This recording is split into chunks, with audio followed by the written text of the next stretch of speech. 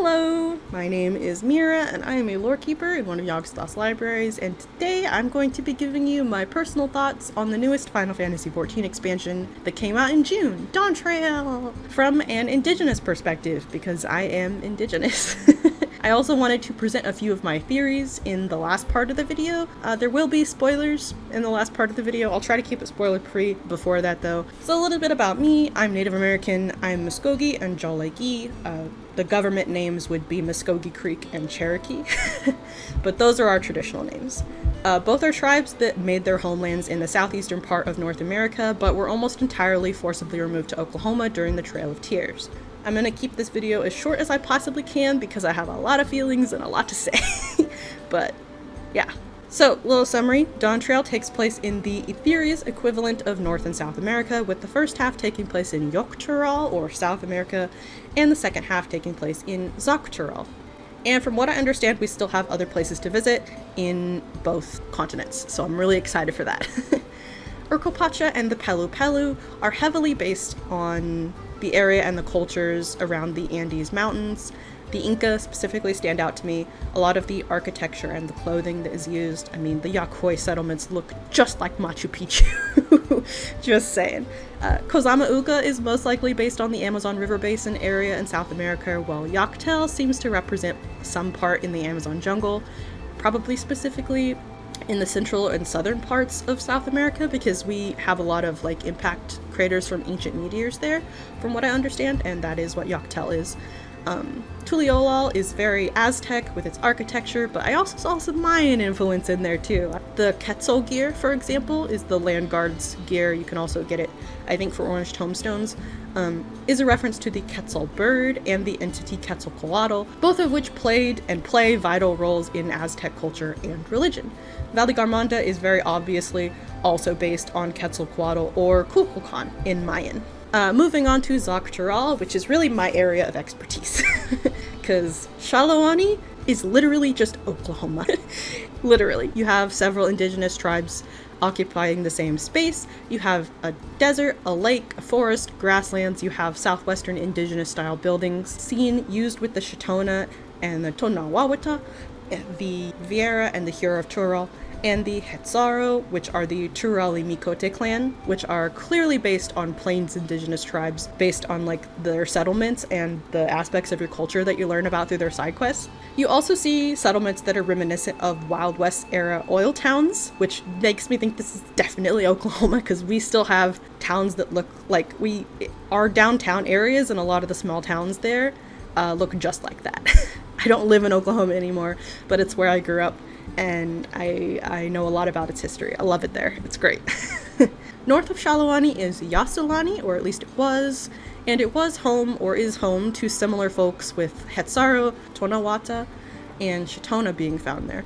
I'm hoping we get some southeastern tribe representation in the new eastern map. That would be really cool. Something else I really wanted to gush about is the Corn Servant side quest line. Corn is incredibly sacred to my tribe and to many tribes in the Americas. It was originally a grass called teosinte, and it first began to be bred into the maize that we know and love today by indigenous peoples in Mexico roughly 9,000 years ago.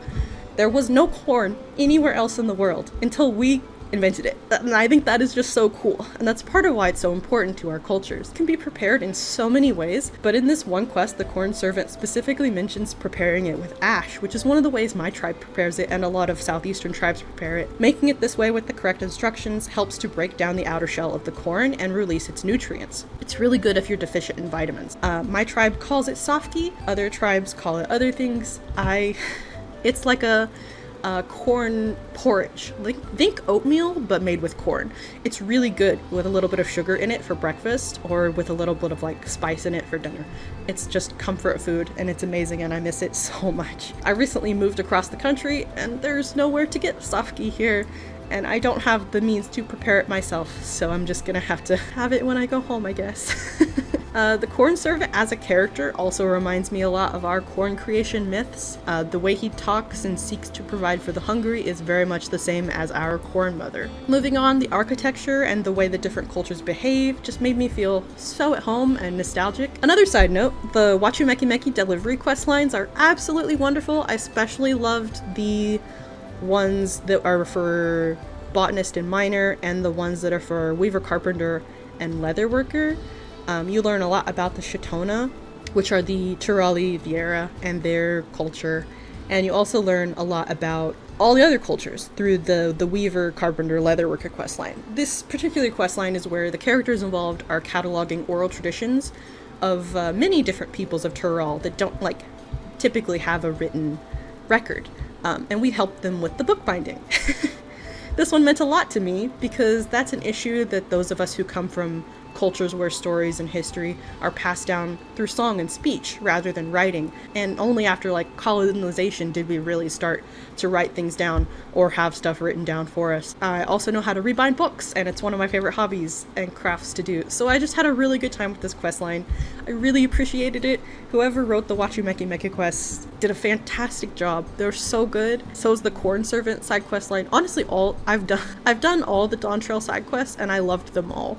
Honestly, every single one helped to build the world and help us understand the peoples of Tural better, and I just loved it. The overall story of Dawntrail's MSQ was wonderful. I have no complaints about MSQ.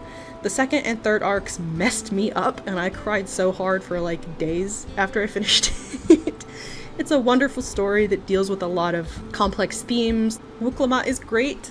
I love Lamachi. She's a fantastic character. I understand a lot of people were really grouchy about us not being the main character and center of attention constantly, but honestly I kind of liked that.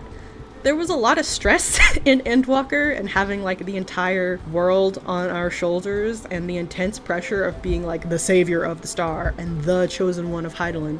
It was really nice to kind of just take a back seat and just go on an adventure like the good old days. Kryl's story arc was also really wonderful, as was Erenville. I cried a lot. I love them both so much, and I cannot wait to travel more with Erenville.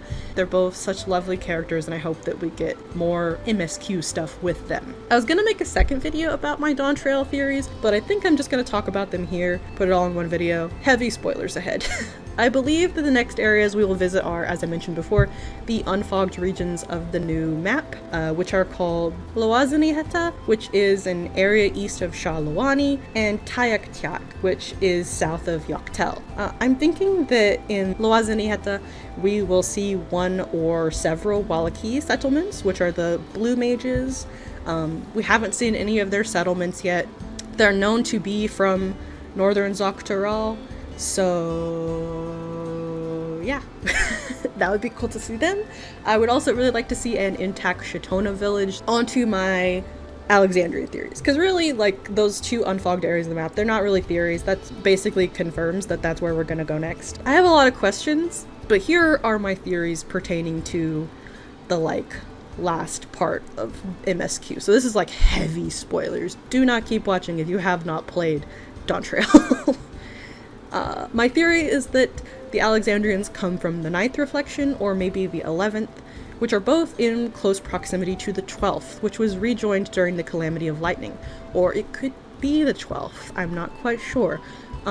Since almost all of the Alexandrian stuff is based off of the 9th Final Fantasy game, though, I'm more inclined to believe it's the 9th reflection. Either way, I'm excited to find out which reflection they're from, because right now we just know it as the Unlost World. I need to know which one it is. There are Asians still around, and I heard a rumor that Yoshi-P said that the Asians that are remaining are gonna play a role, so I need to know in what way. I need to know. Anyway, also in living memory, at the end of everything, once everything is over, we see the sunrise and the sky clear, and if you go there afterwards everything is over and the weather is fair, it's a beautiful day. There's no lightning, which Sphene says that her home reflection was completely covered in lightning, much how Heritage Found is now in their barrier.